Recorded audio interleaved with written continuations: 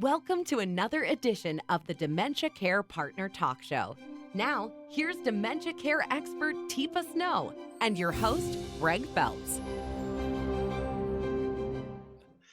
Hello and welcome to the Dementia Care Partners podcast. I'm your host, Greg Phelps, along with Teepa Snow. And Teepa, you read a lot and watch things, and I can't quite keep up with you, but I came across something else. New research offers insight into basic biology of frontotemporal dementia caused by particular genetic mutation. That's pretty specific.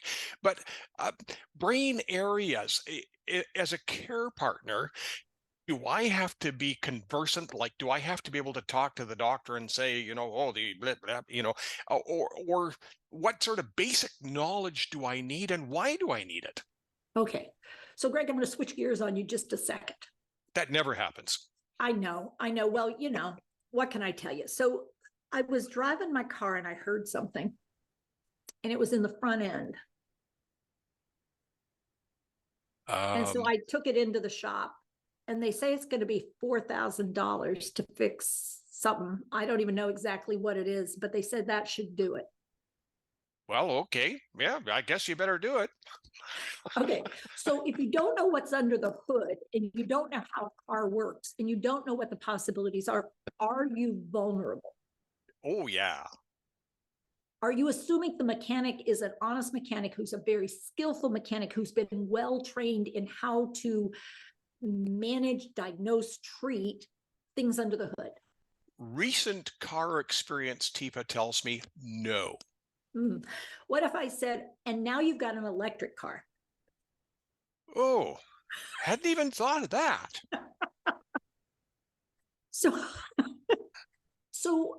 what happens if I have a condition known as late dementia, or if I have one of the frontal temporals, and I have a provider who may not even be, he took classes like 20 years ago when he was a medical student and a resident. He didn't do a residency in geriatrics. He did a residency in another practice. And he ended up, he's a family practice guy, or he's an internal medicine guy. He's a geriatrician, but he's actually never taken a course specifically about dementia.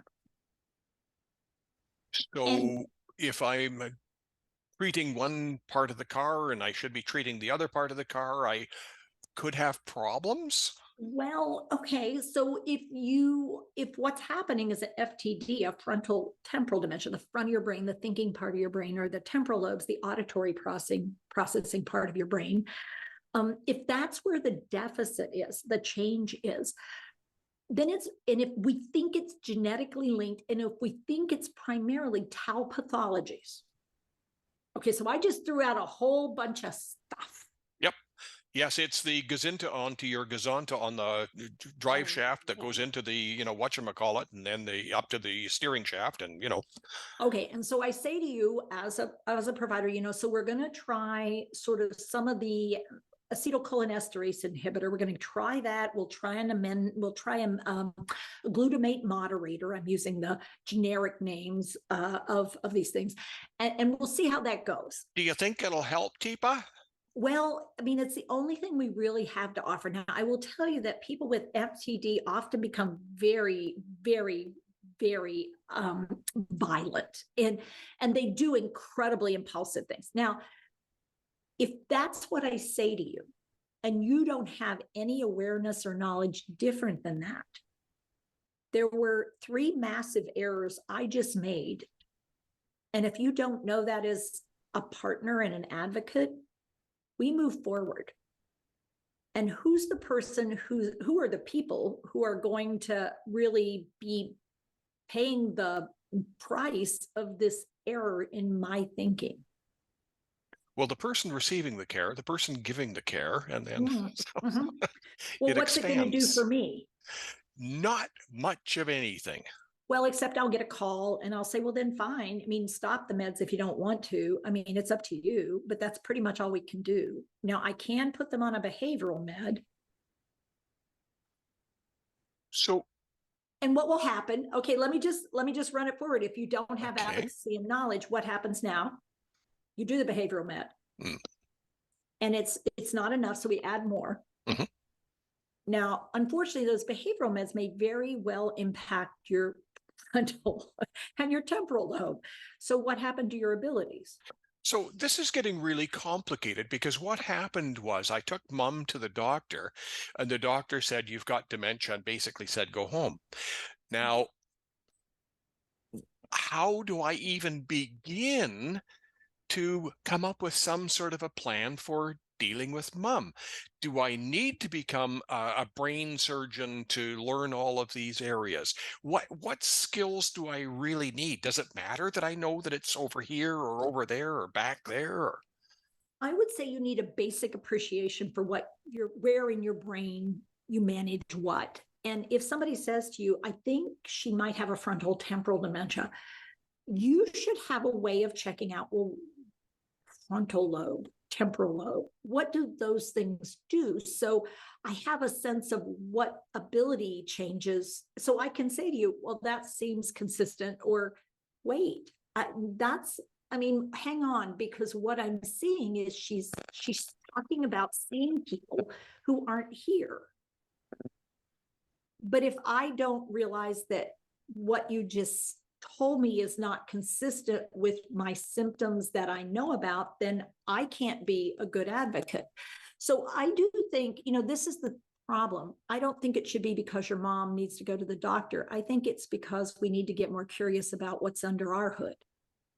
If we don't know how your brain works, wow, that's a little scary that you've lived as long as you have, Greg. I mean, I don't mean to say anything, but you're comparable to me. You're in your 60s.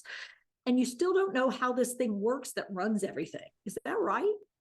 Well, I have some basic knowledge that I know that when it's not working, that I'm kind of hooped. Okay, now that's not true because you've worked with us. How did you learn that stuff? How did you learn what was where in your brain? Well, basically by Teepa repeating some rhythms and so wasn't rocket science. Did you have to become a neurosurgeon? No, I have a basic knowledge. Well, okay, better than basic, yeah, because being the curious types. So this is something that I can learn in. Am I going to have to devote? I'm not going to have to sign up for community college or anything else. No what community college. What can I do? So, Yeah, so we have some very basic things. I mean, there's a really short clip on our website talking about brains and brain change. Like, what does your brain do?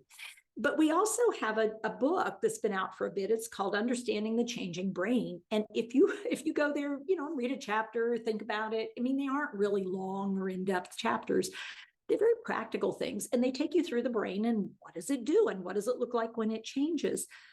That would give you at least a basic appreciation. We have webinars, we have recorded content. I mean, we spend a lot of time trying to help translate this. We even have videos about frontal temporal types of dementia. And we've done whole conferences on different dementias because we believe that everyone deserves to understand how brains work and how they change when somebody's developing something. So we get better at assessing instead of assuming, and we can have conversations that make sense. Even people living with dementia can be part of this conversation and should be part of this conversation if we don't wait too long for them to participate.